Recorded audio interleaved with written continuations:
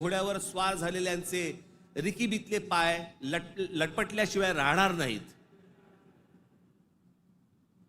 हे जे आज सत्तेचे सगळ्या घोड्यांवर चालू आहे ना, घोड्यांवरती बसलेले आहेत, तुम्ही एक व्हा. तुम्ही एक मराठी म्हणून ताकद ह्यांना सर्वांना दाखवा. नाही ह्यांचे पाय लटलटले तर मला सांगा.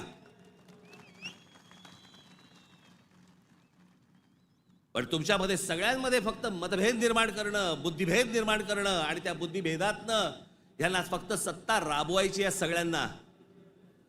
आज सत्तेवर बसले तेवढंच नाही म्हणत मी, सगळेच.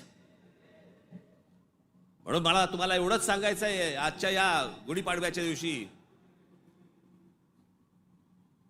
हा गुढीपाडवा, या गुढीपाडव्याच्या दिवशी तुम्ही हा मराठी नववर्षाचा सण, या मराठी नववर्षाच्या क्षणी तुम्ही सगळ्यांनी, महाराष्ट्रातल्या तमाम माझ्या माता भगिनींनी, माझ्या बंधूंनी, भावांनी, माझ्या बहिणींनी, सगळ्यांनी एकजुटीने मराठीचा नारा द्यावा. आणि ज्या वेळेला ते इतर ज्या वेळेला अंगावर येतील त्यावेळेला आपण हिंदू म्हणून अंगावरती जाऊ. एवढी ताकद आपण आज या ठिकाणी ठेवू. आपण आज या गोष्टींची शपथ घेऊ. आणि पुढच्या सगळ्या येतात निवडणुका आता लागतील, मला असं वाटतं की ऑक्टोबर नोव्हेंबरला लागतील बहुधा. यांची गॅरंटी नाही, कारण यांचं चाललंय ते बरं चाललंय. एक माणूस धरून बसलेत आयुक्त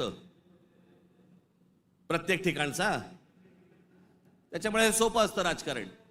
ज्या वेळेला निवडणुका लागतील तोपर्यंत सगळी बांधणी तुमची पूर्ण झालेली पाहिजे आणि सगळेजण तुम्ही जोरात कामाला लागले पाहिजेत.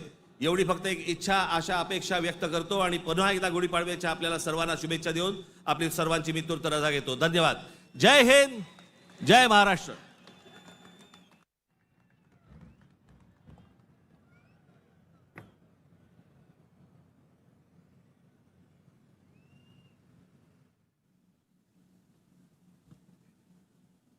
हे जे सगळं मी आजपर्यंत जे काही तुमचं प्रेम मला जे मिळालेलं आहे, त्या प्रेमावरती आधारित आजपर्यंत जी सगळी घोडदौड सुरू आहे,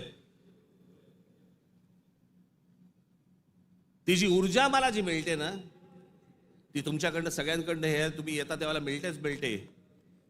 पण आपला एक महाराष्ट्र सैनिक नगर जिल्ह्यातला कोल्हापूरला अंबा मातेचं दर्शन घेऊन तिथून तो आजच्या सभेसाठी पायी पायी कोल्हापूरवरनं इथे आलेला आहे. मी ते प्रमोद आरणे, कुठे गेला इकडे,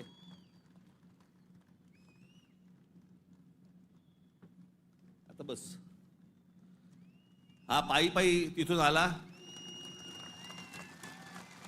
तुमच्या सर्वांसाठी तो महालक्ष्मीचं दर्शन घेऊन आलेला आहे आणि मला असं वाटतं की हीच माझी ऊर्जा आहे. धन्यवाद.